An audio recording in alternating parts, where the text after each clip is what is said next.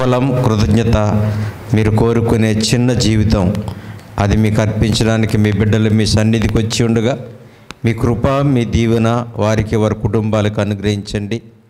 ఆయా ప్రాంతాల్లో ఉండి మీ వాక్యాన్ని చూస్తూ అనుదినము బలపడుతున్న మా ప్రియులు, మీ కుమారులు, మీ కుమార్తెలు అందరినీ దీవించండి నాయన. రేపటి నుంచి జరిగే జాతీయ బైబిల్ తరగతుల్లో మీ మాటలు చెప్పడానికి తమ్ముళ్ళు, చెల్లెళ్ళు, వినడానికి పెద్దలు అందరూ వస్తుండగా వాళ్ళు ప్రయాణాల్లో మీ తోడు, మీ దీవెనను గ్రహించండి. పరిచర్య కోసం గుప్పులు విప్పిన సంఘాన్ని, సంఘ బిడ్డలందరికీ నూరంతలుగా ప్రతిఫలం దయచేయండి. దూర ప్రాంతాల్లో ఉన్న ఎంతోమంది తమ్ముళ్ళు, చెల్లెళ్ళు తమ గుప్పులు విప్పి సహకరిస్తున్నారు. వారిని, వారి కుటుంబాలని కూడా చల్లగా దీవించి కాపాడండి. వారికి దీవెనలు మీకు మహిమకరంగా ఉండేటట్లుగా దీవించమని కూడి వచ్చిన ప్రతి బిడ్డని మీ చేతులకు అప్పగిస్తూ యేసుక్రీస్తు ప్రభు పేరట ప్రార్థించి అడిగి వేడుకొనిచున్నాము తండ్రి, ఆమేన్. ప్రభునందు ప్రియమైన దేవుని వాళ్ళరా, కూడి వచ్చిన మీ అందరికీ మన ప్రభువును ప్రియ రక్షకుడు అయినటువంటి యేసుక్రీస్తు ప్రభువారి యొక్క ఉన్నతమైన నామంలో హృదయపూర్వకమైన వందనాలను తెలియచేసుకుంటున్నాను. ప్రియులరా, ఈరోజు కూడా మంచి గొప్ప ఆత్మీయ వాక్యాన్ని మనం విందాం. రేపటి నుంచి మనకి పరలోకపు పండగ వాతావరణం లాంటిది. సెమినార్ తెలుసు మీకు ఎంత ఆనందంగా ఉంటుందో. ఎలాంటి పాఠాలు మనం అక్కడ వింటామో, పగలు రాత్రి ఎంత ఆత్మీయంగా మనం ఎదుగుతామో మీ అందరికీ ఆల్రెడీ తెలుసు. కాబట్టి ప్రియులరా, చాలా రోజుల నుంచి మనం ప్రార్థన చేసుకుంటున్నాం బాగా జరగాలని, వచ్చిన వాళ్ళకి అన్నం పెట్టాలని. నిజంగా చాలామంది నా వెనకాలండి నా తమ్ముళ్ళు, నా చెల్లెళ్ళు ఈ సెమినార్కి సహకరించారు. వారందరికీ నా హృదయపూర్వక వందనాలు. సెమినార్కే కాదు, నాకు కూడా వాళ్ళు అందించిన ప్రోత్సాహం నిజంగా చాలా గొప్పది.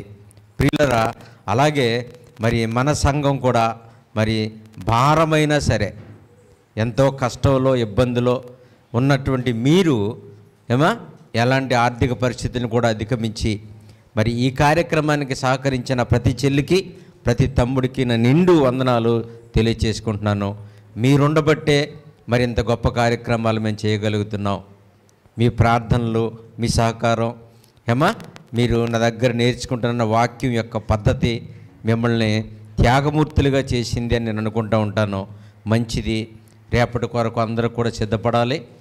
8 గంటలకల్లా అక్కడ పిల్లలతోనూ బట్టలు పట్టుకొని వాక్యాలు వినడానికి అక్కడికి మనం తొందరగా వచ్చేయాలి. ఎంత పని ఉన్నా సరే వచ్చేయాలి. ఎందుకంటే వాక్యం చాలా గొప్పది. రేపు ప్రారంభం కదా, 10 గంటలకు వెళ్దాంలే అనుకోకూడదు, ముందుగా వచ్చేయాలి. చాలామంది తమ్ముళ్ళు, చెల్లెళ్ళు వారు ప్రయాణాల్లో ఉన్నారు. రాత్రికి కూడా చాలామంది వచ్చేస్తారు. ముఖ్యంగా ఈ ప్రార్థన అయిపోయాక ఇంటికి వెళ్ళి భోంచేసి తమ్ముళ్ళు, చెల్లెళ్ళు కూడా అక్కడికి రావాలి. కొంతమంది కళ్యాణ మండపం కాడికి రావాలి, పనులుంటాయి. స్టేజ్లో అవి కట్టాలి కనుక మర్చిపోకండి. సరే, వాక్యంలోనికి మనం వెళ్ళి వాక్యాన్ని ధ్యానించుకుందాం. ఎందుకంటే ప్రియులరా, మన సమస్యలు అండి మీరు ఎప్పుడూ కూడా మర్చిపోకూడదు. మనకు అప్పులు ఉంటాయి, మనకు బాధలు ఉంటాయి, మనకు కష్టాలు ఉంటాయి కదమ్మా, మనకు అనారోగ్య సమస్యలు ఉంటాయి, అన్నీ ఉంటాయి. నేను నా బిడ్డలుగా, దేవుని పిల్లలుగా మీకు నేను చెప్పేది ఏంటంటే, మన ఏ పరిస్థితులైనా దేవుని కార్యక్రమానికి అడ్డు రాకూడదు. ఏదైనా సరే, అది ఎంత గొప్పదైనా, ఎంత ప్రమాదకరమైనదైనా, మన ఆత్మీయ ఎదుగుదలకి ఏది అడ్డు రాకూడదు. ఏమండి? అలాగే మనల్ని దేవుడి దగ్గరికి రానివ్వకుండా చేసేది ఏదైనా ఉందంటే అది ఎంత గొప్పదైనా దాన్ని మనం ప్రక్కన పెట్టేయాలి. ఎందుకంటే దేవునితో మనకున్న అనుబంధం చాలా గొప్పది. ఆయనతో మనకున్న అవసరం ఎప్పటికీ తీరనిది. కనుకనే ఎప్పుడు దేవుణ్ణి మనం విడిచిపెట్టకూడదు. బంధువులు వచ్చినా, వివాహాలు జరుగుతున్నా, ఏ కార్యక్రమమైనా సరే వెళ్ళండి, చేసుకోండి, వద్దని నేను అంటలేదు. కానీ దేవుని తర్వాతే దేన్నైనా మనం ప్రేమించగలగాలి, మర్చిపోకూడదు. దేవుడి కంటే గొప్పదేది ఉండకూడదు. ఎందుకంటే మన ప్రభువారు మనకు అలాంటి విధానం నేర్పించారు. మన ప్రవక్తలు, మన పూర్వీకులు మన ప్రవక్తలు మన పూర్వీకులకు నేర్పించిన విధానం దారి అలాంటిదేనండి. అలాంటిదే. ఎలాంటిది? ముందు దేవుడిది. పాత నిబంధన కాలంలో పంట పండిందనుకోండి, ప్రథమ ఫలము దేవుడికి, మొదటి పంట దేవుడికి. చూసారా? అంతేకాదు, మన కడుపున పిల్లలు పుట్టినప్పుడు మొదటి పిల్లవాడు ఎవరైనా సరే ఆలయంలో పాట వేసేవారు. బైబిల్లో దేవాలయానికి తీసుకొచ్చి పిల్లల్ని, కూరగాయల్ని, కోడిగుడ్లనే కాదు పిల్లల్ని కూడా పాట పాడేవారు. ఆ కన్న తల్లి ఆ తండ్రి ఈ పాటలో డబ్బులు కట్టి వాళ్ళ దగ్గర నుంచి విడిపించుకునేవారు ఆ పిల్లల్ని.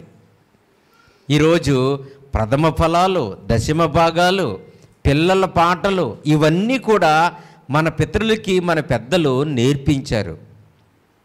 ఎందుకు నేర్పించారంటే ఫస్ట్ దేవుడు, మొట్టమొదటిగా ఎవరమ్మా?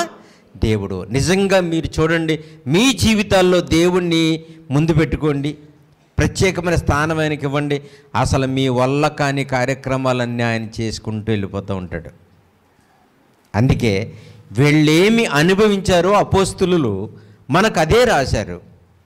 వాళ్ళు ఏం తెలుసుకున్నారో, వాళ్ళు ఏం చేసి బాగుపడ్డారో మనకు అవే వాక్యాలు రాశారు. ఈరోజు మీరు ఏమి నేర్చుకోవాలంటే, దేవుని తర్వాతే ఏదైనా సరే, అది ఎంత గొప్పదైనా సరే అనేది మనం నేర్చుకోవాలి. రెండోది ఏంటంటే, మన సమస్యలు, మన కష్టాలు, మన రోగాలు, మన ఇబ్బందులు ఇలాంటివి ఉంటాయి కదా, అవి దేవుని పనికి దేవుని దగ్గరికి రావడానికి అస్సలు కారణం కాకూడదు.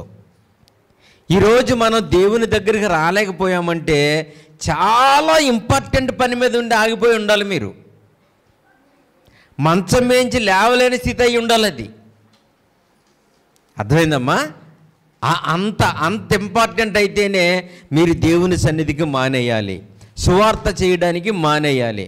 నిజంగా చాలా సంఘాల్లో ఆడపిల్లలు, నేను విశాఖపట్నం వెళ్ళాను నేను మీటింగ్కి, చెల్లమ్మలండి ఎంత త్యాగమూర్తులో, తమ్ముళ్ళు ఎంత త్యాగమూర్తులో. ఏమండి, మేము చెప్పే వాక్యం అంటే వాళ్ళకి అంత ప్రేమో. నన్ను చూడడానికి కూడా వచ్చారు, నాతో కూడా అందరూ ఫోటోలు తీయించుకున్నారండి. పాపం వాళ్ళకి ఎంత ప్రేమో చూడండి. ఆడపిల్లలండి, పిల్లల్ని తీసుకుని సువార్తకి వెళ్ళిపోతారు, సువార్తలకు వెళ్ళిపోతారు. మనకలాగే వాళ్ళకు కూడా పని ఉంటుంది. మన ఒక్కళ్ళకే పని ఉందనుకోకండి, వాళ్ళకి పని ఉంటుంది. అయినా సువార్తలకు వెళ్ళిపోతారు. తమ్ముళ్ళు వాళ్ళు కూడా చిన్న చిన్న పనులు చేసుకుంటారు, అయినా పరిచర్యకి వెళ్ళిపోతారు. అది మనం నేర్చుకోవాలి, అది మనం నేర్చుకోవాలి.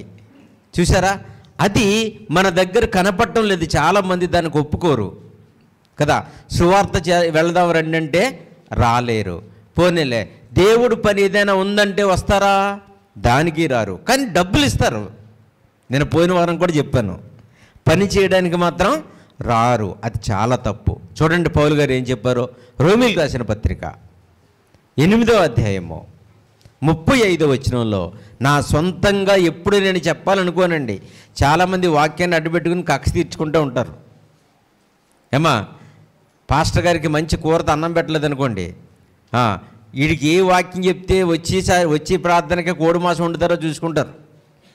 అలా వాక్యంతో కక్ష తెచ్చుకునే వాళ్ళు ఉంటారు. దశంభాగం ఇవ్వకపోతే కక్ష తీర్చుకుంటూ ఉంటారు కదా. నేను అలా కక్ష తీర్చుకొని ఎవరి మీద కూడాను, వాక్యంలో ఏముందో అది మీ బాగు కొరకు చెప్తాను. మీ పరలోక ప్రయాణానికి ఏమీ మీకు అడ్డుగా ఉండకూడదనే నా ఉద్దేశం. మన వాక్యాలు చూస్తున్న తమ్ముళ్ళకి, చెల్లెళ్ళకి, అందరికీ నేను చెప్పేది అదే. రోమీయులకు రాసిన పత్రిక 8వ అధ్యాయము 35వ వచనం నుంచి చదివితేనండి, క్రీస్తు యొక్క ప్రేమ నుండి మనల్ని ఎడబాపుతున్నది ఎవరు? ఎవరమ్మా? ఎవరు? చూడండి ఎంత బాగా రాశాడో. క్రీస్తు ప్రేమ నుండి అంట మనల్ని ఎడబాపుతున్నది ఎవరు అంటే అర్థం ఏంటి? క్రీస్తులో కొనసాగకుండా మిమ్మల్ని ఏం అడ్డుకుంటుంది? వాషింగ్ మిషనా? ఏమా? ఆకలి దప్పుకులా? రోగమా? సమస్యలా? ఫంక్షన్లా? ఏటది? క్రీస్తు కంటే ప్రేమ గలది మీ పనా? క్రీస్తు కంటే ప్రేమ కలది మన అవసరాలా? కాదు కాదు ప్రియులరా, మీరు బాగా ఆలోచించాలి. క్రీస్తు ప్రేమ నుండి మిమ్మల్ని ఏం అడ్డుకుంటుంది? క్రీస్తు దగ్గరికి రాకుండా, క్రీస్తు కొరకు బ్రతకకుండా, మీరు నేర్చుకున్న వాక్యాలు ఇతరులకు చెప్పకుండా మిమ్మల్ని ఏం అడ్డుకుంటుంది? ఏం అడ్డుకుంటుంది? దానికి ఎందుకు విలువిస్తున్నాం దేవుడికి ఇవ్వకుండా మనం? అది అడుగుతున్నాడండి. ఎందుకంటారా? వీళ్ళు దేవుని తర్వాతే దేన్నైనా ప్రేమించారు వీళ్ళు అపోస్తులు. పౌలు గారు సమస్తాన్ని తీసిపారేసాడండి దేవుడి కొరకు. ఎంత గొప్పోడో చూడండి. ఆ మాట చాలామంది చదువుకుంటారు, చాలామంది సేవకులు చెప్తారు, కానీ పాటించరు. ఏమా? బైబిల్ అంతా పాటిస్తేనే పరలోకం వస్తుంది. బైబిల్లో ఇశ్రాయేలుకి చెప్పినా, యూదులకి చెప్పినా, క్రైస్తవులకి చెప్పినా ఏం చెప్తుందంటే పాటించమని, చదువుకోమని కాదు. వాక్యాన్ని ఏం చేయాలమ్మా? చదివి పాటించమని చెప్తుంది మనకి. పాటించాలి. చూడండి పౌలు గారు ఎంత బాగా చెప్పాడు. అబ్బాయి, క్రీస్తు ప్రేమ నుంచి మిమ్మల్ని ఎడబాపుతున్నది ఎవర్రా? ఎవరు? దేవుడి కోసం బ్రతకడానికి నీకు అడ్డు తగులుతున్నది ఎవరు? మీరు ప్రశ్నకు సమాధానం మీరు వెతుక్కోండి మీ మనసులో. ప్రియులరా, మనం ఎందుకు ఆగిపోతున్నాం? ఎందుకు ఎదగలేకపోతున్నాం? ఎందుకు పరిగెత్తలేకపోతున్నాం? నేను అడిగే ఈ ప్రశ్నలకు సమాధానం మీ హృదయంలో వేసుకోండి. నన్ను అది ఆపుతుంది. క్రీస్తు ప్రేమ నుండి మనల్ని ఎడబాపుతున్నది ఎవరు? ఇంత గొప్ప ప్రేమ చూపించడానికి వచ్చిన ప్రభువారి నుంచి మనల్ని బద్ధకస్తులుగా మార్చేస్తున్నది ఎవరు? ఎవరు? తెలిసిపోయి ఉంటుంది పాటికి. ఫలానాది, ఫలానా దానివల్ల నేను ఎదగలేకపోతున్నాను, ఫలానా వల్ల నేను అది గుడికి రాలేకపోతున్నాను, ఫలానా దానివల్ల సువార్త చేయలేకపోతున్నాను, ఫలానా దానివల్ల దేవుడు పని అంటే లెక్క లేకుండా తిరుగుతున్నాను. టక్ టక్మని వెలిగిపోవాలి మనకి. పౌలు గారు వేసిన ప్రశ్న ఇది. క్రీస్తు ప్రేమ నుండి మనల్ని ఎడబాపేవాడు ఎవడో? ఎవరా అని. ఒకవేళ శ్రమ వచ్చినప్పుడు దేవుళ్ళలో నుంచి దూరం అయిపోతున్నారా? మీకే శ్రమలు అనుకుంటున్నారా? శ్రమలు మీ ఒక్కరికే ఉన్నాయనుకుంటున్నారా? మాకు లేవనుకుంటున్నారా అంటున్నాడు పౌలు గారు. మాకు లేవా? మేము అనుభవించలేదా? మీకేనా శ్రమలు? క్రీస్తు ప్రేమ నుంచి ఎవరు ఎడబాస్తున్నారు మిమ్మల్ని? శ్రమలైనను బాధలు మీ ఒక్కరికే ఉన్నాయా? మాకు లేవా? హింసలు మాకు లేవా? మీకేనా? కరువులు, పస్తులు, ఏమా ఆకలి తప్పికలు మీకే అనుకుంటున్నారా? మాకు లేవనుకుంటున్నారా? మరి ఇవన్నీ మాకే ఉన్నప్పుడు చివరి వరకు పరిగెడుతున్నాం కదా. మీకున్నవే మాకు ఉన్నాయి, మాకున్నవే మీకు ఉన్నాయి. మీకున్నవే మాకు శ్రమలు, ఇబ్బందులు ఉన్నప్పుడు మేము మీకులాగా ఆగిపోలేదు కదా అంటున్నాడు. చూడండి ఎంత అద్భుతమైనటువంటి వాక్యాలు పౌలు గారు పలికినాయి. సంఘాలకు ఇలాంటి కఠినమైన మాటలు చెప్పకపోతే ఏమ్మా అణగారిపోయినాయి సంఘాలు, ఆరిపోయినాయి ఆత్మీయతలు. చెప్పుకోవడానికి మాత్రమే వ్యక్తులుగా కనపడుతున్నారు. అటెండెన్స్ మాత్రం దేవాలయంలో చాలా ఉంటుంది. చాలా సంఘాల్లో రెగ్యులారిటీ మెయింటైన్ చేస్తూ ఉంటారు, సిన్సియారిటీ మెయింటైన్ చేస్తూ ఉంటారు, రెగ్యులర్గా వస్తూ ఉంటారు. కానీ ఏమి ఎదగరు, ఏమీ ఉండదు. ఎవడు నేర్పాడో ఎప్పుడు నేర్పాడో కానీ ప్రార్థనకు వస్తే చాలని నూరు పోసేశారు. ఎవడ పోసాడో? ఎవడు నేర్పాడో కానీ కానుకిస్తే చాలని నేర్పేశాడు. ఎవరు చెప్పారో కానీ ప్రార్థనకు వచ్చి వెళ్ళిపోతే చాలనుకున్నారు అంతే. ఎవరు చెప్పాడో కానీ బాప్తీసం తీసుకుంటే చాలని చెప్పారు. అందుకే సరిపెట్టేసుకున్నారు. ఎవరికి తోచిన చిన్న భక్తిని చేసుకుంటూ కంటిన్యూ అయిపోతున్నారు, సరిపెట్టేసుకున్నారు. నిజమాది? అట్టి భక్తి మనుషుల్ని పరలోకానికి చేరుస్తుందా? పరలోకం వెళ్ళవలసిన వాళ్ళు చేయవలసినటువంటి యాత్ర ఇది, అనుసరించవలసిన విధానమా ప్రియులరా? సమస్యలుగా, బాధలుగా, పస్తులుగా, లేమిగా ప్రజలు ఏమనుకుని దేవుని దగ్గరికి రాలేకపోతున్నారో, వచ్చిన వాళ్ళు దేన్ని చూసి కంటిన్యూ కాలేకపోతున్నారో అవన్నీ నాకు ఉన్నాయని చెప్తున్నాడు. చూడండి పౌలు గారు. బాధలు నాకు లేవా? పేతురికి లేవా? పిలుపు గారికి లేవా? పస్తులు వాళ్ళకి లేవా? లేమి వాళ్ళకి లేవా? నాకు లేవా? యెషయా గారికి లేదా? ఇర్మియా గారికి లేదా? మీకేనా బాధలు? మీకేనా కష్టాలు? మీకేనా దుఃఖం? మీకేనా వ్యాధులు? ఎవరికి బాగుంది? ఎవరికి బాగుంది? ఎవరికి బాగుంది? అయినా సరే ఇన్ని సమస్యలు, ఇన్ని కష్టాలు, ఇన్ని ఇబ్బందులు ఉన్న వాళ్ళని క్రీస్తు ప్రేమ నుంచి వాళ్ళు ఏం కాలేదు, ఎడబాయలేదు. అస్సలు డోంట్ కేర్ అన్నట్టు బ్రతికారనమాట. తల వెంట్రుకలాగా తీసి అవతల పారేశారు కష్టాలని. ఎందుకంటే ప్రాణాలకు తెగించి పరిచర్య చేశారండి వాళ్ళు. మొదటి శతాబ్దంలో అపోస్తులు చేసిన పరిచర్య, సువార్త, బోధ, ప్రసంగం ఏమైతే అంటారో, ఏదైతే ఊహించుకుంటారో అనుకోండి, కానీ వాళ్ళు ప్రాణాలకు తెగించి పరిచర్య చేశారు కనుకనే ఇలా నిలబడి చెప్పగలిగారు. మీరు క్రీస్తు ప్రేమ నుంచి ఎడబాపేది ఎవరు? శ్రమ అయినను, బాధ అయినను, హింస అయినను, కరువైనను, వస్త్రహీనతైనను, ఉపద్రవమైనను, ఖడ్గమైనను మనల్ని ఎడబాపాయా అంటున్నారు. చూడండి, అంటే ఇప్పుడు దాకా చెప్పిన ఈ కార్యక్రమాలలో వాళ్ళకన్నీ వర్తించాయి. ఖడ్గంతో నరగబడ్డారు, హింసింపబడ్డారు, పస్తులతో ఉన్నారు, బట్టలు లేకుండా ఉన్నారు, రాత్రులు సంచరించారు, కొండల్లో తిరిగారు, ఇవన్నీ ఉన్నాయి. కానీ ఇవన్నీ ఉన్నా సరే వాళ్ళు ప్రభుని విడిచిపెట్టలేదండి. సంగమా, ఇది నేర్చుకోవాలి మీరు, లేకపోతే మన భక్తి వేస్టు, మన క్రియలు వేస్టు. ఇది నేర్చుకోవాలి ప్రియులారా. ఇదంతా మన మనసుకు రావాలి, మన బుద్ధికి కలగాలి ఇవన్నీ. ఇలాంటివేమీ కూడా పౌలు గారిని, పేతురు గారిని, అపోస్తుల్ని మొదటి శతాబ్దంలో వాళ్ళు బోధలు వినిన ఆ ప్రియులు ఎంత త్యాగమూర్తులండి. పౌలు గారు, పేతురు గారు వీళ్ళతో మరి అపోస్తులతో బాప్తీసం తీసుకున్న వాళ్ళు సంఘాలుగా కట్టబడిన తర్వాత అబ్బా బాబోయ్, వాళ్ళు జీవించిన జీవిత విధానం, అలాంటి సంఘం నాకు తెలిసి ప్రపంచంలో ఒకటి కూడా లేదండి. సంఘాల్లో ఇచ్చేవాళ్ళు ఉన్నారు, సంఘాల్లో పాడేవాళ్ళు ఉన్నారు, సంఘాల్లో వాయిద్యం వాయించేవాళ్ళు ఉన్నారు, సంఘాల్లో కానుక పట్టేవాళ్ళు ఉన్నారు, సంఘాలలో పరలోకానికి వెళ్ళేటట్టుగా బ్రతికే వాళ్ళు ఉన్నారా? ఆలోచించండి. అపోస్తుల త్యాగాన్ని పుణికిపుచ్చుకున్నటువంటి మహానుభావులు సంఘాల్లో ఉన్నారా అంటే మొదటి శతాబ్దపు సంఘాల్లో ఉన్నారు. మొదటి శతాబ్దపు సంఘాల్లో ఉన్నారు ప్రియులారా.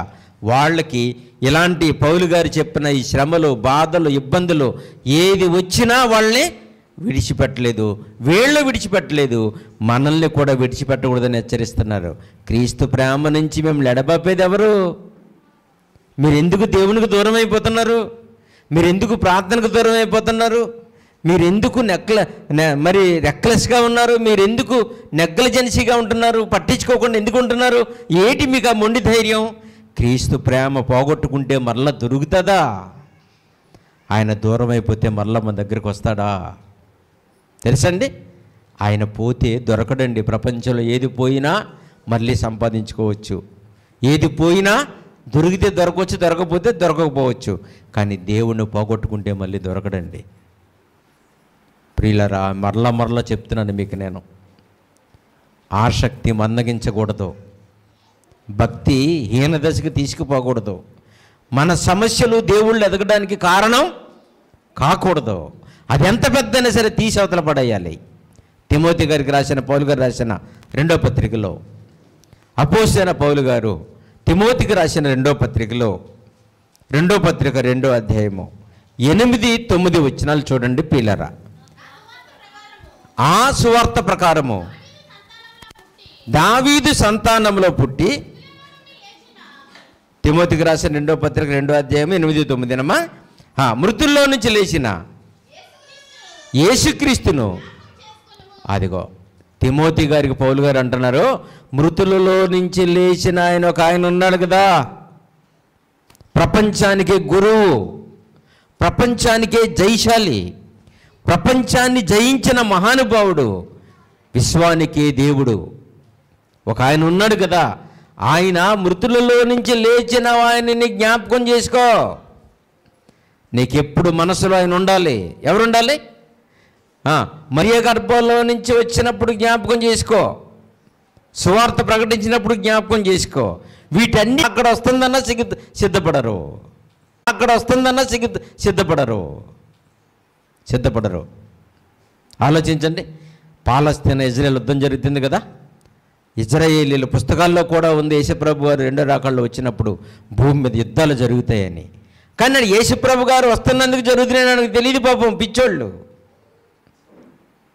తెలుసండి, రష్యా ఉక్రెయిన్ యుద్ధం జరిగింది కదా, యేసుప్రభు గారు వచ్చేటప్పటికి యుద్ధాలు, ఈ సమస్యలు, ఈ రోగాలు, ఈ పద్ధతులు ఎక్కువైపోతాయని ఆల్రెడీ గ్రంథాల్లో ఉన్నా వాళ్ళు కూడా చదువుకుంటున్నా వాళ్ళు మాత్రం ఇలాగని ఆలోచించరు.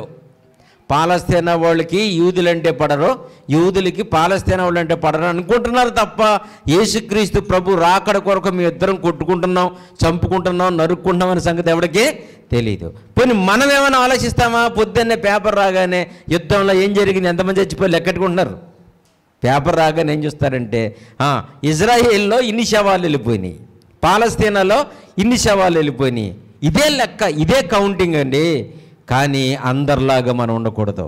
మృతుడై తిరిగి లేచిన పునరుద్ధానుడైన యేసుక్రీస్తు ప్రభుని జ్ఞాపకం చేసుకో.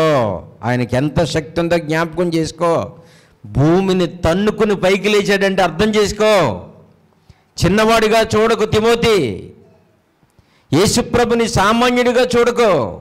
మృతులలో నుంచి లేచిన వాడనే సంగతి మర్చిపోకంటున్నాడు.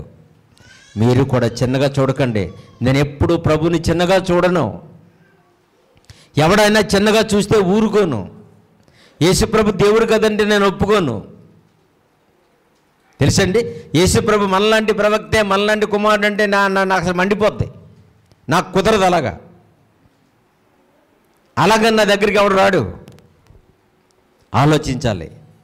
ఎందుకంటే మృతుడిగా తిరిగి లేచిన యేసుక్రీస్తు ప్రభుని జ్ఞాపకం చేసుకో. నేను నేరస్తుడై ఉన్నట్టు ఆ సువార్త విషయమై పాపం యేసుక్రీస్తు ప్రభు గారి గురించి చెప్పడానికి కంకణం కట్టుకుంటే, అలాంటి సువార్తను ప్రకటిస్తుంటే, అలాంటి మహానుభావుడు ఆ భారం కలిగిన సువార్త భారం మోస్తుంటే పౌలు గారికి ఏం వేశారంట? సంకెళ్ళు. అదే ఈరోజు మన పాఠం, సువార్తకు సంకెళ్ళ. సత్యం ప్రకటించడానికి ప్రాణాలకు తెగించి వివాహం చేసుకోలేదు. సంఘం ఎలాగుండాలో చెప్తున్నాడు, నమ్మిన వాళ్ళు ఎలా ఉండాలో చెప్తున్నాడు, యేసుప్రభునే ఎందుకు నమ్మాలో చెప్తున్నాడు, యేసుక్రీస్తు ప్రవక్త కదని చెప్తున్నాడు. ఆలోచించండి. అంత ప్రాణాలకు తెగించి పరిచర్య జరిగిస్తున్నటువంటి పౌలు గారు ఆయన సువార్త ప్రకటిస్తున్నందుకు ఆయనకి ఏమిచ్చిందంట? లోకం సంకెళ్ళు కట్టి పాడేశారంట. ఎందుకంటే ఇంత తెలివైనోడు, ఇంత జ్ఞానవంతుడు, ఇంత ప్రాణాలకు తెగించినోడు బయట ఉండకూడదు. అలాగని పౌలు గారి కంటే ఎక్కువ జ్ఞానం చెప్పి పౌలు గారు చెప్పింది తప్పని నిరూపించవచ్చు కదా. ఏమా ఎప్పుడు ఎందుకు జైల్లో పెట్టారంటే పౌలు గారి యొక్క జ్ఞానాన్ని బీటౌట్ చేసి వాళ్ళు ప్రకటించలేరు. పౌలు గారు లాంటి త్యాగాన్న వాళ్ళకు ఉండదు. పౌలు గారిలాగా త్యాగం చేయలేరు, పౌలు గారిలాగా జ్ఞానాన్ని చెప్పలేరు, పౌలు గారిలాగా అనర్గళంగా లేఖనాలని వల్లించలేరు. పౌలు గారితో జ్ఞానంలో కానీ, త్యాగంలో కానీ, ప్రకటించడంలో కానీ, శ్రమలు అనిపించడంలో కానీ ఎందులోనూ సాట్లేడు కనుక అమ్మో ఇతను కనుక బయటకు వస్తే మన మతాలు మారిపోతాయి, మన కులాలు మారిపోతాయి, మనందరినీ యూదులు మార్చేసుకుంటారు, వాళ్ళలోకి యేసు ప్రభులోకి మార్చేసుకుంటారు మనల్ని భయం పట్టుకుని కదా. ఇప్పుడులాగే కరపత్రాలు పంచకూడదని ఎందుకంటారు?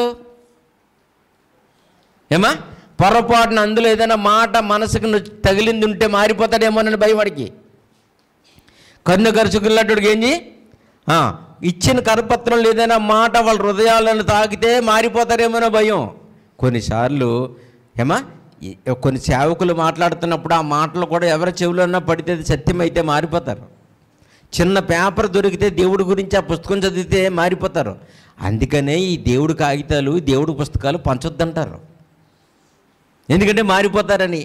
ఉదాహరణకి మన చర్చిలోకి వచ్చే చెల్లె వెంకటలక్ష్మి, సూర్యనాన్నగారు పాప నిదర్శనం.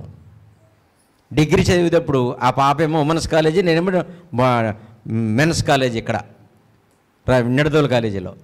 ఏమండి ఆ చెల్లికి ఎవరిచ్చారో చిన్న కరపత్రం ఇచ్చారంట. అంతే. ఇంటికి వచ్చి నాన్న దగ్గర కూర్చుంది, నానా మన నమ్మిన దేవుళ్ళు నిజంగాదేమనిపిస్తుంది అన్నదంట. సర్రమని లేచిపోడంట నాన్నగారు. చాలా మంచోడు సూర్యనారాయణ గారు, చాలా కోపం ఆయనకి. ఎంత కోపమో అంత మంచి, అంత పెర్ఫెక్ట్ సూర్యనారాయణ గారు. నేను చెప్తున్నాను, కోపం వచ్చేసిందంట. ఏంటి చిన్నప్పటి నుంచి నమ్ముకున్న దేవుళ్ళు తప్పంటావా? ఎవడిచ్చా నీకు అది? బయట భార్య ముందన్నట్టంట. సరిగ్గా గేట్ తొక్కేసింది కాలుని, పాలు తీసి తగిలితే కాలు తొక్కేసింది. Bed rest. అప్పుడు చెవి దగ్గరికి వెళ్ళి తలకాడ కూర్చుని నూనె అది రాసి కాళ్ళు పిసుకుతూ మొదలెట్టిందంట. అది కాదు నాన్న, ఇది నాన్న, అలా నాన్న, ఇలా నాన్న. దేవుడైతే ఎలాగెందుకుంటాడు నాన్న? ప్రాణం పెట్టేవాడు కదా దేవుడు అంటే. యేసుప్రభు గారిలో ఒక తప్పనే చూపించి నువ్వు, నాకు ఎందుకు నిజం అనిపిస్తుంది అన్నట్టంట అనేదంట చెల్లమ్మ.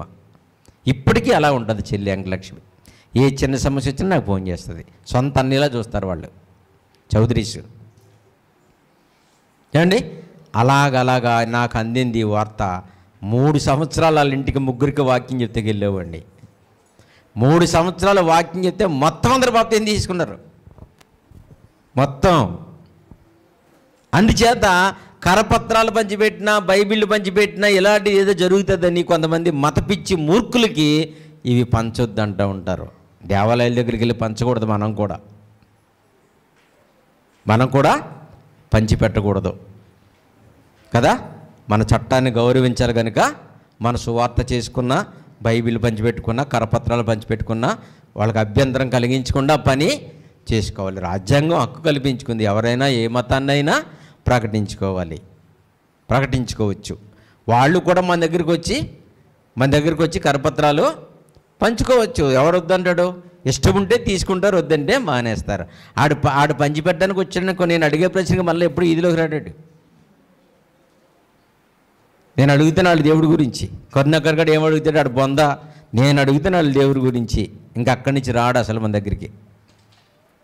వింటున్నారా? కనుక ప్రియులరా, మృతుడుగా ఉండి తిరిగి లేచిన యేసుక్రీస్తుని జ్ఞాపకం చేసుకో. ఆ సువార్త కొరకు నేను సంకెళ్లతో ఉన్నాను. ఏ పాస్టర్ గారైనా ఉన్నారా అలాగా? సేవకులారా, పెద్దలారా, దేశ విదేశాల్లో తిరుగుతున్నటువంటి తమ్ముళ్ళారా, మీ పరిచర్యలో ఎప్పుడైనా దేవుని కొరకు వస్తున్నారా? ఎప్పుడైనా ఇలాంటి సమస్యలో సంకెళ్ళతో ఉన్నారా? కష్టం ఉందా మీ జీవితాల్లో? ఉందా? హాయిమంట విమానాలు ఎక్కి తిరుగుతున్నారు, చక్కగా పెద్ద పెద్ద కార్లు కొనుక్కొని తిరుగుతున్నారు. ఏమీ లేకపోయినా సరే తొట్టుగ్యాంగ్ అంతా వాళ్ళకి కూడా ఉంటున్నారు. ఏమీ చెప్పరు. చాలా ప్రసంగాలు వింటూ ఉంటాం, కానీ అసలు ఎందుకు ఫాలో అవుతున్నారో తెలియదు వాళ్ళని. అసలు ఎందుకు వెంబడిస్తున్నారో ఆ యవ్వనస్తులు వాళ్ళ జీవితాలు పాడు చేసుకుంటున్నారు. ఈయన చూశాడు, ఆడిని చూసాడు, ఈయన చూసి అలాగా బెల్ట్లకు తయారైపోతున్నారు. వాళ్ళు చెప్పే పంచి డైలాగులకి, ఆ జోకులకి, వాటికి సమర్పించేసుకుంటున్నారు. ఆ పాస్టర్ గారిని కాలు కిందటనెత్తలేదు, ఈడే వంగుంటాడు నా మీదెట్టని. ఎంత మారిపోయింది! ఏమంట? సత్యం చెబుతున్నందుకు ఆ సువార్త, యేసుక్రీస్తు ప్రభువారు మృతుల్లోంచి తిరిగి లేచాడైన సువార్త ప్రకటిస్తున్నందుకు పౌలు గారికి ఏమేశారు? సంకెళ్లతో బంధింపబడి శ్రమపడుచున్నాను. ఎక్కడా? జైల్లో వేసేశారు. ఇలాంటి వాడు బయట తిరగకూడదు. ఎందుకమ్మా? పౌలు లాంటి మహాజ్ఞాని బయటికి రాకూడదు. వస్తే చాలామందిని మార్చేస్తాడు. అందుకే లోపలేశారంట. అయితే ఈ మూర్ఖులకు తెలియనటువంటి విధానం పౌలు గారి దగ్గర ఇంకొకటి ఉంది. అయినను సంకెళ్లతో జైల్లో ఉన్నను, అయినను దేవుని వాక్యము. ఆహా!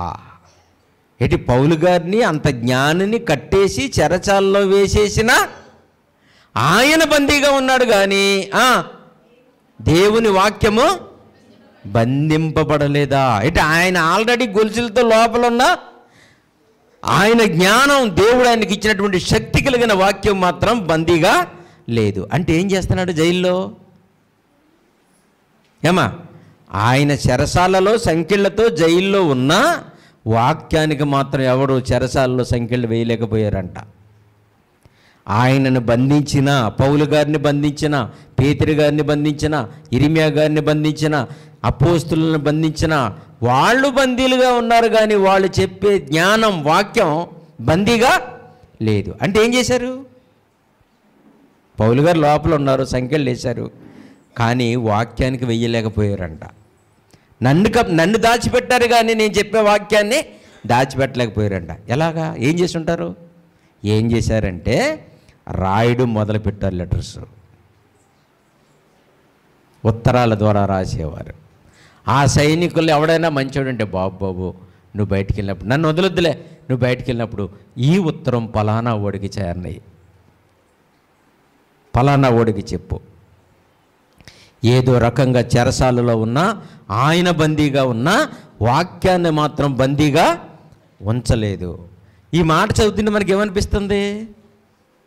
ఏమా, నిజంగా చెరసాలలో సంఖ్యలతో ఉన్నవాడు ఇబ్బందిలో ఉన్న దేవుని వాక్యాన్ని మాత్రం మూతపడనివ్వలేదు కదా. మన సంగతి ఆలోచిస్తే ఎవరైనా మనకి ఏదైనా పని ఉందనుకోండి, ఆ వారం పోయినట్టే. అలాగని మనం ఏమి సంఖ్యలతో లేవు, బందీలుగా లేవు కదమ్మా. ఆలోచించండి, మనం ఏం చేస్తున్నాము, మనం ఏం చేస్తున్నాం ఆలోచించండి. దేనికి ప్రయారిటీ ఇస్తున్నాం? ఏమని దేవుడు మనకు పరలోకం ఇవ్వాలండి? ఏం చూసి ఇవ్వాలి? మీ సిన్సియారిటీయా, మీ స్ట్రిక్ట్ మెయింటెనెన్సా, మీరు దేవుడి కొరకు పడే ప్రాకులాట, వాక్యాన్ని ప్రేమించే విధానానిక, మీ కష్ట నష్టాల్లో కూడా దేవుని భుజాల మీద వేసుకుని ఊరేగిస్తున్నందుక? ఏం చూసి పరలోకం ఇవ్వాలి? ఆలోచన చేయండి. ఎంత అద్భుతమో చూడండి త్యాగంతో కూడుకున్న పరిచర్య. మొదటి శతాబ్దంలో సువార్తకి సంఖ్యళ్ళు వేయలేకపోయారు అమ్మా. మొదటి శతాబ్దంలో దేవుని బిడ్డలకి సంఖ్యళ్ళు వేసి చెరసాల్లో పెట్టారు, కానీ వాక్యానికి సంఖ్యళ్ళు వేయలేకపోయారు. మనం ఎందుకు వేసుకుంటున్నాం? మనం ఎందుకు దాన్ని మూసేసుకుంటున్నాం? చెప్పండి. నోరు తెరవండి. మీకు పాదాలు ఉన్నాయి, మీకు చేతులు ఉన్నాయి. కొన్నిసార్లు అంటూ ఉంటాం కదా, ఏదైనా తెమ్మంటే నీకు చేతులు లేవా అంటారు. ఏమంటారా? కష్టపడి వచ్చినోడు ఏదైనా అడిగితే ఏమంటారమ్మా? నీ కాళ్ళు ఇవ్వలేదా దేవుడు అంటారు. కాళ్ళు ఇవ్వలేదా, చేతులు ఇవ్వలేదా, నీకు జుట్టు ఇవ్వలేదా అంటారు. దేవుని బిడ్డలారా, అలాగే దేవుడు అడుగుతున్నాడు, మీకు కాళ్ళు ఇవ్వలేదా, మీకు చేతులు ఇవ్వలేదా, మీకు తెలివి లేదా, మీకు త్యాగం లేదా, మీకు ఆరోగ్యం లేదా? ఆలోచన చేయండి. అన్నీ ఉన్నవాళ్ళు లోపల ఉన్న పరిచర్య ఆగకూడదనుకున్నప్పుడు ఈరోజు మనం దేవుణ్ణి ఎంత ప్రేమిస్తున్నామో ఆలోచించండి. ఆలోచించండి. అందుకనే క్రీస్తు ప్రేమ నుండి మిమ్మల్ని వేరదీసేది ఎవరు? శ్రమల, ఇబ్బందుల, రోగమా, అప్పుల? ఇది చెప్పట్లేదు. సేవకులు ఏమంటున్నారు? అప్పులతో ఉన్నారా, కష్టంలో ఉన్నారా, గృహం లేక బాధపడుతున్నారా, ఇంకా అనారోగ్యంతో ఉన్నారా, విదేశాలు వెళ్ళలేకపోతున్నారా, రండే నేను చూస్తాను మీ సంగతి అంటున్నాడు. ఏమని చెప్పాలండి బోధ? పౌలు గారు ఏమని చెప్పారు? అప్పులతో ఉన్నారా, శ్రమలతో ఉన్నారా, లేమితో ఉన్నారా, ఆకలి దప్పులతో ఉన్నారా, ఇవ్వన్నందుకు దేవుడి దగ్గర రావడం మానేస్తున్నారా? చ వీళ్ళు కాస్త ఇవ్వకూడదు అంటున్నాడు ఆయన. వాక్యమేమో ఇవి సమస్యలుగా చూడకండిరా బాబు అని వాక్యం అంటుంది. రోమపత్రిక 8:35 ఏమన్నారమ్మా? శ్రమ అయినను, బాధ అయినను, హింస అయినను, కరువైనను, ఉపద్రవమైనను, వస్త్రహీనత అయినను వీటిని సమస్యలుగా చూడమన్నాడా వద్దన్నాడా? చెప్పండి, ఏమన్నాడు? వీటి నుండి క్రీస్తు ప్రేమ నుంచి విడదీస్తున్నాయా మిమ్మల్ని అంటే అర్థం ఏంటి? యేసుప్రభుని కలిగి ఉన్న మీరు వీటిని సమస్యలుగా చూస్తున్నారా? అలా చూడకుండాని పౌలు అంటే వీళ్ళు అంటున్నారు, పిల్లలు లేరా, సంతానహీనులుగా ఉన్నారా, ఆపదలో ఉన్నారా, అనారోగ్యంతో ఉన్నారా, ముందు దేవుణ్ణి పక్కన పెట్టేసేసి ఇవచ్చి తీర్చుకోండి అంటున్నారు. దేవుడు ఎన్నుకున్న సేవకుడికి బ్రతకడానికి సేవకు వచ్చిన సేవకుడికి ఎంత తేడా ఉందో చూడండి ఈరోజు. వీటిని సమస్యగా చూడకూడదు ఎప్పుడు మనం. అర్థమైందమ్మా? అర్థమైందమ్మా? బాధ కలుగుతుందా? అర్థమైంది. కష్టాలని సమస్యగా చూడకండి దయచేసి. పిల్లలు లేరనుకోండి, సమస్యగా చూడకండి. ఎందుకంటే అసలు ఉన్నవాళ్ళతోనే దేవుడు ఎగలేకపోతున్నాడు. చాలాసార్లు చెప్పాను. పెళ్ళైన తర్వాత పిల్లలు లేరనుకోండి, పిల్లడు కావాలి తండ్రి, పిల్లల్ని నాయన, పిల్లల్ని అని అంటారు. ఎందుకు పిల్లలు కావాలి తెలుసండి? ప్రజలు గొడ్డుమోద్దు అనుకోకూడదు. ఈవిడికి పిల్లలు లేదండి బాబు అనుకో, ఎందుకంటే పిల్లలు ఎదురు రానివ్వరు. పిల్లలు లేని వాళ్ళు ముందు వస్తే మంచి జరగదు అనుకుంటూ ఉంటారు. ముండ్రాలు చూసినా, గొడ్డుమూతలను చూసినా మనకి దొంగ పనికి మాలినటువంటి ఆచారాలు ఉంటాయి. మొగుడు చచ్చిపోయిన వాళ్ళు ఏది రాకూడదంట, ఎదురు రాకూడదంట. వెనక్కి వెళ్ళిపోతారు. ఆవిడ చావదా, వెనక్కి డామర్ పడిపోయి చచ్చిపోవాలి. భర్త చచ్చిపోయిన వాళ్ళు వస్తే మా కీడంట కదా. పిల్లి వస్తే, పిల్లి వచ్చినాకనే వెళ్ళరండి. పిల్లి మనకంటే ఎంత మంచిదండి, ఎంత మంచిదండి పాపం అది. అలాగా లేనిపోయిన ఆచారాలన్నీ పెట్టుకుంటూ ఉంటారు, అసలేంది వదిలేస్తూ ఉంటారు. అందుకే చెప్తున్నాడు పౌలు, మీకున్న శ్రమలు దేవుణ్ణి ప్రక్కన పెట్టేటంత గొప్పవి కాకూడదు. అది ఏదైనా పక్కకు పెట్టండి.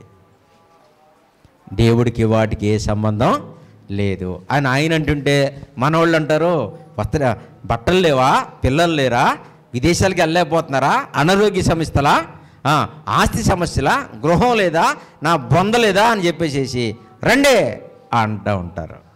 అసలు దానికి వాక్యానికి ఏమైనా సంబంధం ఉందా? బైబిల్ చదువుతున్నారా ప్రియులారా, విశ్వాసులారా? మీరు ఎక్కడికి వెళ్తున్నారో, ఇలాంటి వాక్యాలు వింటున్నారా, నిజం అనుకుంటున్నారా? దానికి యేసుప్రభు గారికి ఏ సంబంధం లేదు. మీకు ఏం కావాలో తండ్రి పాదాల దగ్గరికి వచ్చి అడగండి, ప్రభు నామంలో అడగండి, ఆయన ఇస్తాడు. మీరు మంచివాళ్ళు అయితే మీకు ఎందుకు ఇవ్వడు చెప్పండి? మిమ్మల్ని చూడలేదు అనుకుంటున్నారా దేవుడు? మీ ప్రార్థన వింటలేదు అనుకుంటున్నాడా? కాదండి, వీటికి దానికి సంబంధం లేదండి. చూడండి, పౌలు గారు చెరసాలలో సంఖ్యల్లో ఉన్నాడండి. వాళ్ళకంటే గొప్పవాళ్ళమండి పాస్టర్ గారులు మేమను. మాకేమన్నా సంఖ్యలు ఉన్నాయా? మా ఊర్లో మమ్మల్ని ఎవరైనా వాక్యం చెప్పొద్దు అంటున్నారా? చెప్తే సెంటర్ జైలుకి వేస్తానంటున్నారా? ఇబ్బంది పెడుతున్నారా మమ్మల్ని? లేదే.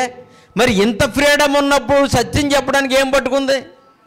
చెరసాల్లో ఉన్నవాళ్ళే ప్రాణాలకు తెగించి గుండెలు చేత్తో పట్టుకుని చెరసాల్లో ఉండి బాధ అనిపించేవాళ్ళే సత్యాన్ని ఆగకూడదని లెటర్స్ రూపంలో పంపించే వాళ్ళే సత్యం చెప్తుంటే, ఇంత స్వేచ్ఛ దేశ విదేశాలకు తిరుగుతూ కావలసిన కార్లు, కట్టుకోవలసిన మేళ్ళు, ఇష్టం వచ్చిన భార్య.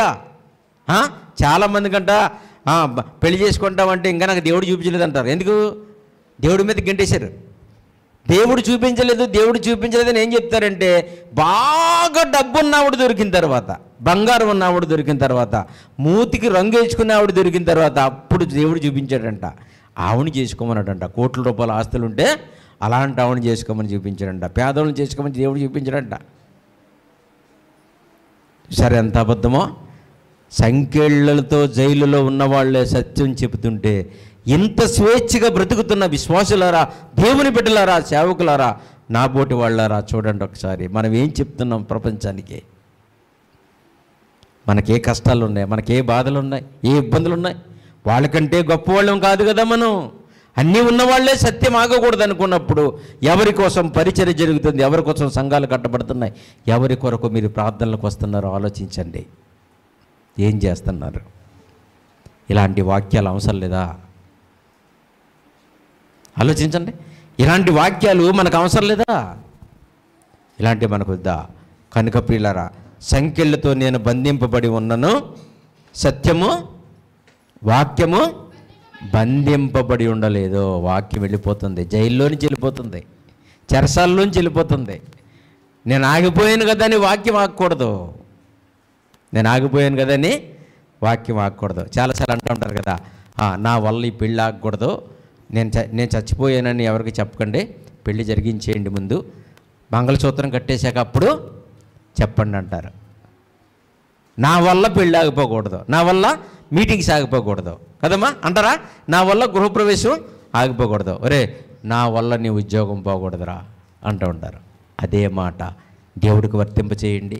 పౌలు గారు అంటున్నాడు, నా వల్ల సువార్త ఆగిపోకూడదు, నా వలన వాక్యము బంధించబడి ఉండకూడదు. యేసుక్రీస్తు ప్రభు వారి మహాజ్ఞానం తెలియకుండా పోవడానికి నేను కారణం కాకూడదు. మీరు ఎప్పుడైనా అనుకున్నారు అలాగని? అందుకనే మీ ఆత్మీయతని చిగురింప చేసుకోండి, కష్టపడండి దేవుడి కోసం. కష్టపడండి, రండి. అనే మా వల్ల అవ్వదంటే నేను మీ ముందున్నాను, నేను మీ ముందున్నాను. నా ప్రాణం పోయేంత వరకు దేవుని వాక్యాన్ని ఇలాగే ప్రకటిస్తాను, నేను ఇలాగే ప్రకటిస్తాను. నా త్యాగం చూసి, నా ప్రేమను చూసి, నేను చెప్పే వాక్యం చూసి చాలామంది తమ్ముళ్ళు చెల్లెలు ఇష్టపడుతూ ఉంటారు. తమకు తోచినటువంటిది నాకు సహాయం చేస్తూ ఉంటారు. నిజంగా ప్రియులారా, ఏమండి, నేను మరలా చెప్తున్నాను, బైబిల్లో ఉన్నది ఉన్నట్టు చెప్పి కూడా కడుపు నిండా అన్నం తినొచ్చు. ఉన్నది ఉన్నట్టు చెప్పొచ్చు. మనం బ్రతకడానికి వాక్యం మార్చేయకూడదండి. ఇలా చెప్తే రారేమనుకోకూడదు. మనకులా చెప్తే చాలామంది అనుకుంటారు, బాబు ఆయనలాగా మా త్యాగాల్లో పేటలో ఉంటారండి కొంతమంది. ఏ చర్చికి వెళ్తున్నామంటే సాగర్ గారి చర్చికి వెళ్తారు. సాగర్ గారి చర్చికి వెళ్తున్నారా, చాలా బాగా చెప్తారు కానీ అబ్బాయి మనం అలా పాటించలేమయ్యా అది అంటారంట. అంటే నా తప్పు లేదు, దేవుడి దేవల్ల, దేవుడి దేవల్ల నా తప్పేమీ లేదు. వాళ్ళు కంటిన్యూ అవ్వలేకపోతున్నారట. మరి నేనేం చేస్తాం? అలాగని మన సొంతంగా ఏమైనా చెప్తామా మరి? కాబట్టి ఎలాగైనా సరే దేవుని కొరకు అనేకులకు ప్రకటించాలి, అనేకులకు అన్నం పెట్టాలి, అనేకమైన చోట్లకి వెళ్ళి దేవుణ్ణి మహిమపరచాలి. ప్రియులారా, మీ భక్తిని కాపాడుకుంటూ అనేకులు మనం కాపాడుకోవాలి. మనకు బాధలు ఉన్నాయి కదా, మనకు అప్పులు ఉన్నాయి కదా, మనకు ఇబ్బందులు ఉన్నాయి కదా అని మన కార్యక్రమాల వల్ల దేవుడు ఆగిపోకూడదు, వాక్యం ఆగిపోకూడదు. అదే ఈ వారం మనం నేర్చుకుంటున్నాం. పౌలు గారు ప్రపంచానికి ఎప్పుడో నేర్పించాడు. నేను బందీగా ఉన్నా వాక్యం మాత్రం బంధించబడి ఉండలేదు, ఉంచను. బా, ఎంత త్యాగమో చూడండి. అందుకే ఒకసారి చెప్పాను, ఆదివారం ప్రార్థన మానేయకండి. బంధువులు వచ్చారనుకోండి, వాళ్ళకి ఏదైనా మీరు వచ్చే వరకు తిని ఉండడానికి గట్టిగా ఏదైనా పెట్టి వచ్చేయండి. గట్టిగా ఏదైనా పెట్టి ప్రార్థనకి వెళ్ళి వచ్చేస్తానా నాన్న, కూర్చునుండు, ఇప్పుడే వచ్చేస్తానని చెప్పండి. అలాగేనన్న, అంతేగాని చుట్టాలు వచ్చారని మానేయకండి. ఏమా, అలా మానకుండా దేవుడి కొరకు ఎదగాలి, మనం ఎదగాలి. మీరు మానేస్తుంటే మీ లోకు చూసి నేను వెళ్తుంటే ఆవిడ ప్రార్థన కూడా మానేసి అంత ఎదిగింది అని చెప్పేసి ప్రతి వారం వచ్చేస్తాడు. ఆలోచించారా? మనల్ని చూసి ఇతరులకి మేలు కొలుపు కలగాలి. ఇంకో మాట ఏంటి తెలుసండి, మొదటి శతాబ్దంలో సువార్త అంటే, ప్రకటించడం అంటే, బోధ అంటే ఇప్పుడున్నట్టు కాదు. ఇప్పుడు అనుకోండి, చక్కగా అంగీలు వేసుకొని, ప్యాంటు షర్ట్లు వేసుకొని, ఇన్షర్ట్ చేసుకొని, రోజుకో కోట్ వేసుకొని భార్యలను తీసుకుని వచ్చి వేదికల మీద అబ్బా ఏం చెప్తున్నారు మన వాళ్ళు. భార్యలకు మంచి చీరలు కట్టి, మంచి మేకప్ వేసి, ఈయన కూడా మంచి డ్రెస్సులు వేసుకొని, మంచి కోటు, మంచి బూటు, ఇవన్నీ వేసుకుని మంచి కారుల్లో వచ్చి చెప్తున్నారు, మనం చూస్తూనే ఉన్నాం. కానీ సువార్త అంటే మొదటి శతాబ్దంలో ఏంటి తెలుసండి? సువార్తన్నా, బోధన్నా, ప్రకటించడం అన్నా మొదటి శతాబ్దంలో ఇప్పుడున్నట్టు కాదండి. మొదటి శతాబ్దంలో సువార్త అంటే తర్కించడం. 3 రోజులు ఉండిపోయేవారు, 1 నెల రోజులు అక్కడే ఉండిపోయేవారు. ఇంకెవడైనా ఉన్నారా ఈ ఊర్లో? యేసుప్రభు దేవుడు కాదనేవాడు కానీ, మేము చూపించే లేఖనాలను తప్పనేవాడు కానీ ఎవడైనా ఉన్నాడా ఈ గ్రామంలో అనేవారు. ఎనీవన్, ఇంకెవరైనా ఉన్నారని అడిగేవారు. ఆడికి కూడా సంశయం తీర్చి చక్కగా వచ్చేవారు. మొదటి శతాబ్దంలో సువార్త అంటే తర్క వితర్కాలు. ఈరోజు సువార్త అంటే డెడ్ అయిపోయింది. ఈరోజు సువార్త లేదు, బోధ లేదు కదా. ఈరోజు సువార్త లేదు, బోధ లేదు.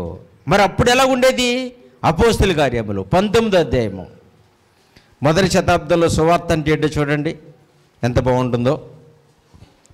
అపోస్తుల కార్యములు 19వ అధ్యాయము 8 నుంచి 10 వచనాలు చూడండి ప్రియులారా. 8 నుంచి 10 వచనాలు. తరువాత అతడు సమాజ మందిరంలోనికి వెళ్ళి ప్రసంగించుచు, అదిగో చూడండి, పౌలు గారు లాంటి వాళ్ళు సమాజ మందిరంలోకి వెళ్ళి దేవుని రాజ్యమును గూర్చి ఏం చేసేవాడంట? తర్కించడం ఏంటమ్మా? ప్రకటించడం కాదు. బోధించడం వేరు, ప్రకటించడం వేరు, తర్కించడం వేరు. తర్కించడం అంటే అర్థం ఏంటి? చెప్పేదానికి ఎదర ప్రశ్నలు అడిగితే ఉంటారు. ఇన్ని కోట్ల మంది దేవుళ్ళలో యేసుప్రభు గారే దేవుడిని ఎలా చెప్తానువో మా అంటారట. తర్కం. చెప్పు కదలాలి ఎక్కడి నుంచి అంటారంట. అప్పుడు ఏం చెప్పాలి? ఏమో నేను నమ్ముకున్నాను, మా అమ్మ నమ్ముకున్నాను, మా అమ్మని అడగను అనకూడదు, మా తాతను అడగండి అనకూడదు. నువ్వే చెప్పాలి. ఇన్ని కోట్ల మంది దేవుళ్ళలో యేసుప్రభు ఎలా దేవుడో చెప్పాలి నువ్వు. తర్కం. అబద్ధమని, ఇవన్నీ అయిపోయినాయని, ఇదిగో ఇది కొత్తది వచ్చిందని చెప్పడానికి ఏం జరగాలి? బోధ చేస్తే ఎవడంటాడు అక్కడ? ఏం చేసేవారు? తర్కించేవారు. ప్రియ తమ్ముళ్ళారా, చెల్లెళ్ళారా, మొదటి శతాబ్దంలో వాక్యం ప్రకటించడం అంటే తర్క వితర్కాలు. అర్థమైందమ్మా? మొదటి శతాబ్దంలో బోధ ఎలా ఉండేది? తర్కం. తర్కం అంటే మనం చెప్పిన దానికి కౌంటరు, ఆ కౌంటర్కి మన ఆన్సరు, మరలా కొత్త ప్రశ్న, కొత్త సమాధానం, మళ్ళీ కొత్త ప్రశ్న, కొత్త సమాధానం. ఇదిగో లేఖనం ఎలాగుంది, ఇదిగో వాక్యం ఎలాగుంది, ఇదిగో ఆ ప్రవక్త ప్రవచించిన మహానుభావుడు ఇతను. ఇలాగా సంవత్సరాల పాటు జరిగినటువంటి తర్కాన్ని మొదటి శతాబ్దంలో సువార్తగా ప్రకటించారు. ఇప్పుడు ఏదది? నువ్వేం చెప్తున్నావా అని అడిగేవాళ్ళేరి. మాకు ఇలా చెప్తే పరలోకం రాదనే ఆసక్తి విశ్వాసుల్లో ఏది? విశ్వాసుల్లో ఎక్కడుంది? మీరు చెప్పినట్లుగా పరలోకం రాదు కదండి, ఇదిగో మేము చదివిన వాక్యంలో ఎలాగుంది కదా, మీరు ఎలాగంటున్నారేంటి? శ్రమలు, కష్టాలు, బాధలు, నిందలు ఇవి పరలోకానికి ఆటంకం కాదు, క్రీస్తు ప్రేమని చెడదీయకూడదని చెప్తే బైబిల్ చెప్తున్నప్పుడు మీరు అప్పుల, రోగాల, సమస్యల రండి అంటున్నారేంటండి అని అడిగేవాళ్ళు ఏరి ప్రియులరా. బాగా ఆలోచించాలి తమ్ముళ్ళు. మొదటి శతాబ్దంలో సువార్త ఏంటమ్మా? తర్కించేవారు. తర్క వితర్కాలుగా సాగింది బోధ. ఒప్పించేవాళ్ళు. ఎవరు మనసుల్ని నొప్పించేవారు కాదు, వీళ్ళు నొచ్చుకునేవారు. వాళ్ళ మెప్పు కొరకు వాక్యాన్ని ప్రకటించేవారు. వాళ్ళకు అర్థమయ్యే వరకు కూడా చెప్పేవాళ్ళు. ఇప్పుడు ఎవరున్నారు? ఆదివారం తెల్లవారు 6 గంటలకు ఒక ఆరాధన, 10 గంటలకు ఒక ఆరాధన, 12 గంటలకు ఒక ఆరాధన, 1 గంటకు ఒక ఆరాధన, సాయంకాలం నిద్రపోయే వరకు 10 గంటల వరకు ఆరాధనలు జరుగుతున్నాయి. ఇవి ఆరాధనలేనా ఏమా? ఇవి పరలోకానికి తీసుకెళ్లే విధానాలు లేని అసలు. ఓ టైం పెట్టి రమ్మంటే తెగెళ్ళిపోతున్నారు అక్కడికి. ఓ టైం పెట్టి టైంకి రండి వెళ్ళిపోతున్నారు. ఏమి ఆలోచించలేదు, ఏమి అడగట్లేదు. అందుకనే చదువమ్మా, మళ్ళీ ఏం చదవండి. అపోస్తల కార్యములు 19:8 దేవుని రాజ్యము గూర్చి తర్కిస్తున్నారంటండి బాబు. అంతేగాని మా అమ్మగారిని ఎలాగన్నా ఉంటా, మా అన్నని ఎలాగన్నా ఉంటా, నా బోధ తప్పు అన్నా ఉంటా, ఇది కాదు తర్కం. ఈ గొడవలు కాదండి. చాలామంది ఏమి రాకపోయినా, ఏమి లేకపోయినా, క్యారెక్టర్ లేకపోయినా గొడవలకు వెళ్ళిపోతారు మనోళ్ళు. బుద్ధి జ్ఞానం లేకపోయినా గొడవలకు వెళ్ళిపోతారు చాలామంది. అది కాదు, దేవుని రాజ్యం గురించి తర్కించారండి. సంపదన కోసం కాదు, స్వార్థం కోసం కాదు, టాలెంట్ కోసం కాదు, దేవుని రాజ్యం గురించి తర్కించారు. ఏంటి దేవుని రాజ్యం అంటే ఏమనుకుంటున్నావు? ఎక్కడుందనుకుంటున్నావు? ఎప్పుడు వస్తే అనుకుంటున్నావు? ఆ రాజ్యానికి రాజు ఎవరు? ఆ రాజ్యానికి ప్రజలెవరు? ఇదే తర్కం. దేవుని రాజ్యం గురించి తర్కించి ఒప్పించుచు ధైర్యముగా మాట్లాడుచు 3 నెలలండి. 3 నెలలు వాదనేనా? 3 నెలలు తర్కమేనా? 3 నెలలు ఒప్పించాలా? 3 నెలలు చెబితేనే తప్ప ఒప్పుకోలేదా ప్రియులు? 3 నెలలు ఒప్పించారంటే, ఒప్పించే వరకు తర్కించారంటే సువార్త అంటే అదండి, పరిచర్య అంటే అదండి. ఈరోజు అలాంటి అద్భుతమైన పరిచర్యకి సంకెళ్ళు వేసేశారు, కట్టిపారేశారు. సత్యం వైపు రానివ్వటం లేదు, వచ్చిన దేవుడి కొరకు బ్రతకనివ్వటం లేదు. ఏమైపోతాయి సంఘాలు? ఏమైపోతాయి మన జీవితాలు ప్రియులారా? ప్రభు వస్తే మనం ఏమైపోతాం? మనలో ఏం చూసి ఆయన పరలోకానికి ఇవ్వాలి మనల్ని? ఆలోచించండి ఒకసారి. ప్రభు వచ్చి మనల్ని చూడగానే తండ్రి నీ కొరకు ఇది చేశాను, ప్రభువా నీ కొరకు ఇది నేను చేశాను, నేను ఇలా ఓర్చుకున్నాను, ఇలా కాపాడుకున్నాను, నీ మాటలు విన్నాను, నా జీవితంలో ఎక్కడ కూడా లోపం ఉంచుకోలేదు కదా, నిన్ను మహిమపరచడంలో, నిన్ను గణపరచడంలో, నీ శిలువ త్యాగాన్ని ఇతరులకు అందించడంలో నాకు కష్టం చూసావు కదా అనే సమాధానం మన దగ్గర ఉండాలి ప్రియులారా. మన సమస్యలు, మన బాధలు, మన కష్టాలు, మన రోగాలు క్రీస్తుకు దూరం కాకూడదు, దూరం చేయకూడదు. వాటికి వీటికి ఏ సంబంధం లేదు. చాలామంది అబద్ధం చెప్తున్నారు, ఇవే సమస్యలుగా చూపిస్తున్నారు. వాళ్ళు బాగుపడుతున్నారు, మీరు ఆరిపోతున్నారు. వాళ్ళు బాగుపడుతున్నారు, సంఘాలు అణగారిపోతున్నాయి. నిన్నగాక మొన్న సేవకు వచ్చిన వాళ్ళు 3 అంతస్తులు బిల్డింగ్లా, 3 కార్లా, వాళ్ళకున్న పేర్లేంటి అసలు, వాళ్ళు చేసింది ఏంటి, ఎవరిని పెంచుతున్నారు అసలు? ఇప్పటికీ సైకిల్ మీద తిరిగి గతి లేక పాకల్లో ఉండి సేవ చేసుకునే సేవకులు ప్రియులు చాలామంది ఉన్నారు కదా, చాలామంది ఉన్నారు. వాళ్ళ జీవితాన్ని కూడా అడ్డు పెట్టుకుని ఫారెన్ నుంచి డబ్బులు తెచ్చేసుకుని, వీళ్ళకేమో వాళ్ళ దగ్గర ఏమో 10,000 జీతం, వీళ్ళకేమో 1,000 రూపాయలు ఇచ్చారు చిన్నప్పుడు. చాలామందిని చూశాను అలానే. చివరికి వాళ్ళ బ్రతుకులతో కూడా ఆడుకున్న వాళ్ళు ఉన్నారండి. పరలోకం వస్తుందా మరి? ఆలోచన. తలకు చెయ్యేసి సువార్తకు ఏం చేశారు? సంకెళ్ళు వేసేశారు. క్రైస్తవ ఆత్మీయ జీవితానికి కళంకం తీసుకొచ్చారు. అలా ఉండకూడదు, అలా ఉండకూడదమ్మా. మీకు ఏదైనా సమస్య ఉంటే దేవుడిని అడగాలి, ప్రార్థన చేసుకోవాలి, దేవుడిని ఎక్కువగా ప్రేమించాలి. మీరు ఎంత ఎక్కువ ప్రేమిస్తే అంత ఎక్కువగా దేవుడు మనల్ని ప్రేమిస్తాడు కదా. పాపాత్మురాలైన స్త్రీ అత్తరు తీసుకొచ్చి కాళ్ళకు పూసి పక్కకు నిలబడి ఎక్కెక్కిపడి ఏడుస్తుందంట. చాలా దుఃఖంతో ఏడుస్తుందంట.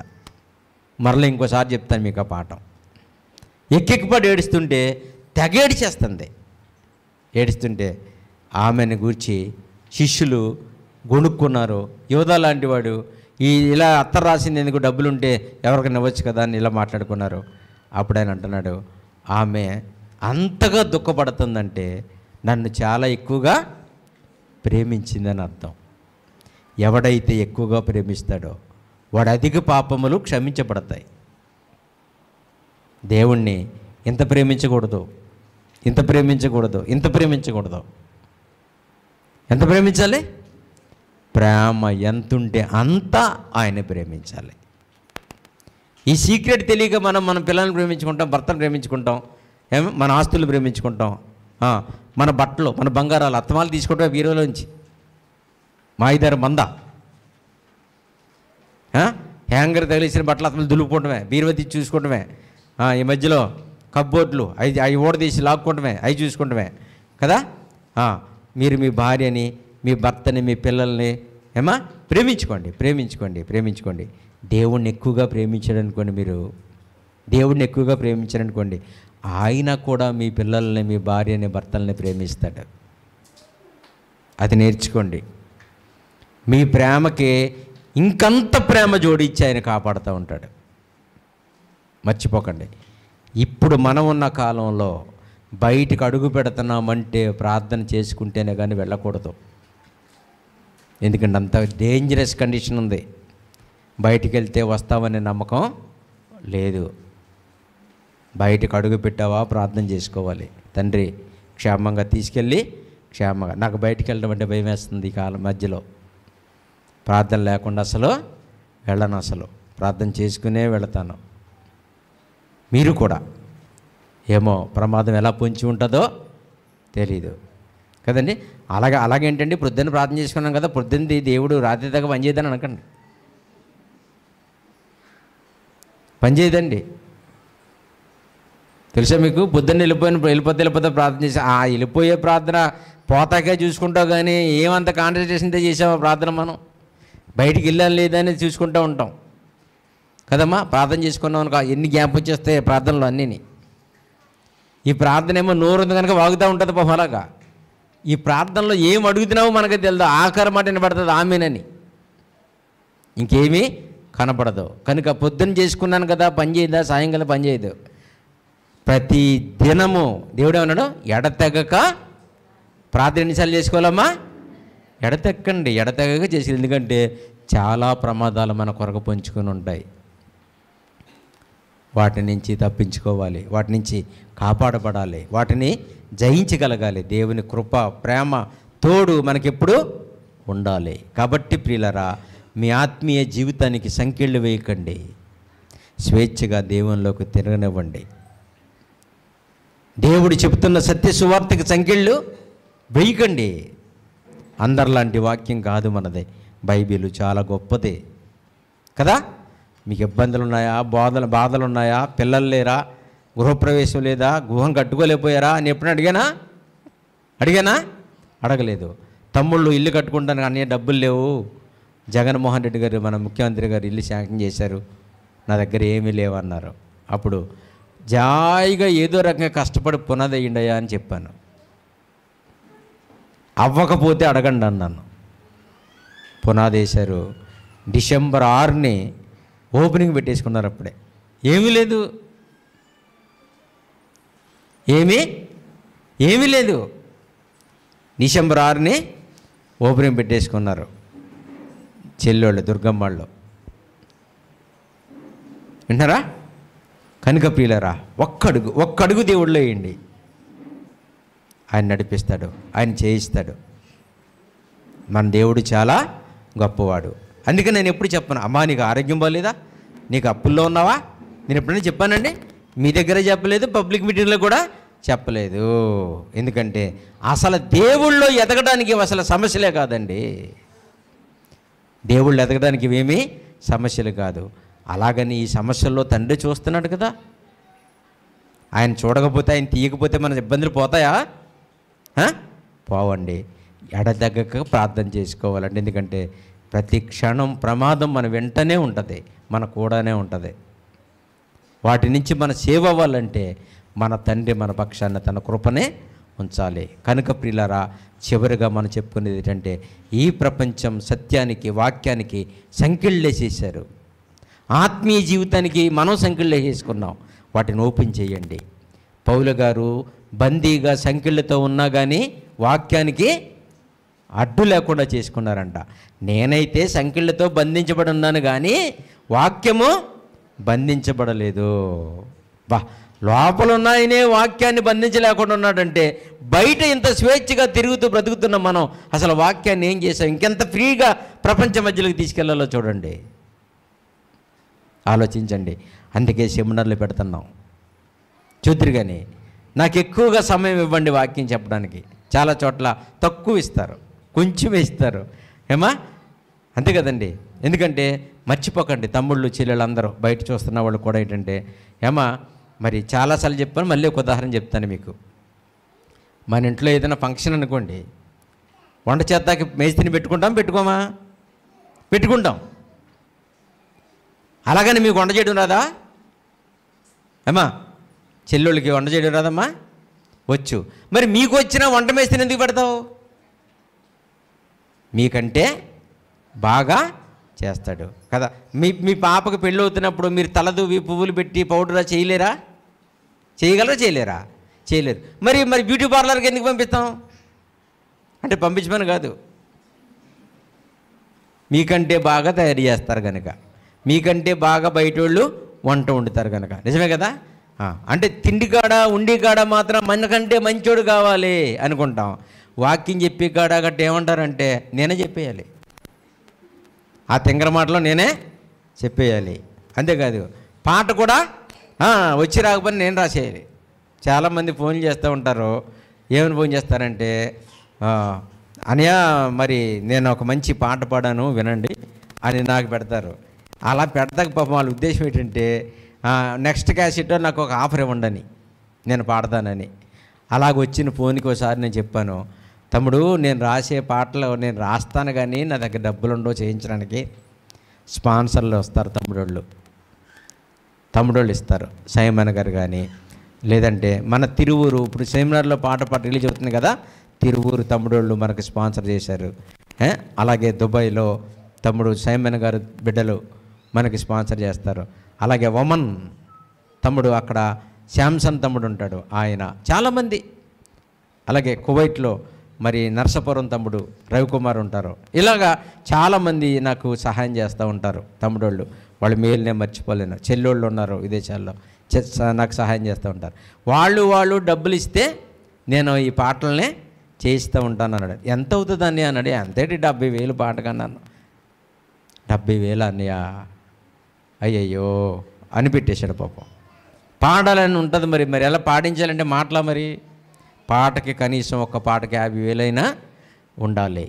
కాబట్టి ప్రభునందు ప్రియులరా, అలాగ మన స్తోమతకు మించి మనం చేయగలగాలంటే ప్రతిదీ కూడా ఆర్థిక సమస్యలతో ముడిపడుంది. కాబట్టి అయినా సరే మన పరిచర్య ముందుకెళ్తుంది. మన పరిచర్య, మన వాక్యాన్ని ఇష్టపడుతున్నారు. ఇంకా జరిగించండి అని మేమందరం ఉన్నామంటున్నారు. దేవుని బిడ్డలారా, వింటున్నారా? అందుకనే మరొకసారి జ్ఞాపకం చేస్తున్నాను, మన సమస్యలు, మన కష్టాలు, మన బాధలు నీ తండ్రికి తెలుసు, నీ ప్రభువుకు తెలుసు. మీకే తెలుసు అనుకోకండి, ఆయనకు కూడా తెలుసు. అద్భుతంగా మన సమస్యలు సాల్వ్ అయిపోతూ ఉంటాయి. ఆయన చేయగలడు. కానీ వీటి కోసం ఇవి జరగలేదని దేవుడికి దూరం అవ్వకండి. అదే పౌలు గారు చెప్తున్నారు, క్రీస్తు ప్రేమ నుంచి ఎడబాపేవాడెవడు? ఉపద్రవమా, కరువ, ఖడ్గమ్మ, వస్త్రహీనత, దీనికోసమే మానేస్తున్నారు. వద్దు, అది లోకం చెప్తున్నారు. కోర్టు సమస్యలతో ఉన్నారా, అప్పులతో ఉన్నారా, బాధలతో ఉన్నారా? మా స్వస్థశాలకు రండి, మా చర్చికి రండి, మా పాస్టర్ గారితో ప్రార్థన చేయించుకోండి అంటున్నారు. వీటి కోసం రమ్మని యేసుప్రభు గారు కానీ వీటి కోసం రమ్మని అపోస్తలు కానీ చెప్పలేదు. ఆలోచించండి, ఇవి ఆటోమేటిక్గా దేవుడి వల్ల తొలగిపోతాయి. కానీ మీ భక్తి జీవితం ఆగకూడదు, సువార్త పరిచర్య ఆగకూడదు, సత్యానికి సంకెళ్ళు పడకూడదు, వాక్యాన్ని బందీగా ఉంచుకోకూడదు. ప్రబలిపోవాలి. అలా సిద్ధపడదాం. ఏం చేస్తున్నామో దేవుడికి ఆలోచించుకుందాం. ఇంకా భవిష్యత్తులో ఏం చేయాలో తండ్రికి ఆలోచించుకుందాం. దేవుడి దగ్గర ప్రేమని శేషంగా దాచుకుందాం. ఆయన కృప పొందుకుందాం. ప్రార్థన చేసుకుందాం. మమ్ములను మిక్కిలిగా ప్రేమించిన మా కన్న తండ్రి, అద్భుతమైన మాటలు క్రైస్తవ ప్రపంచానికి మీరు ఏర్పరచుకున్న సంఘానికి, తమ్ముళ్ళకి మీ మాటలు చెప్పాం తండ్రి. అవును కదా తండ్రి, మనుషులు చెరసాల్లో సంఖ్యలతో ఉంటే ఇంకా వాళ్ళు ఎలా సత్యం చెప్తారనుకున్నారు, ఇలాంటి వాడు తిరగకూడదు అనుకున్నారు. పౌలు గారిని లోపలేశారు. అయినా సరే లోపల బద్దలు కొట్టుకుని వాక్యం బయటకు వచ్చింది. నాయన, ఈరోజు ఏమైపోయింది ఆ పరిచర్య? ఆ త్యాగాలు ఏమైపోయినాయి తండ్రి? సువార్తకి సంఖ్యలు వేశారా? తర్క వితర్కాలతో మొదటి శతాబ్దంలో సాగిన పరిచర్య ఈరోజు మోగబోయిందేమో. మరలా మీ బిడ్డలకు జ్ఞాపకం చేస్తుండగా మీ కృపను గ్రహించండి. ప్రతి హృదయాన్ని తాకండి. యేసుక్రీస్తు ప్రభు పేరట ప్రార్థించి అడిగి వేడుకొనిచున్నాము తండ్రి.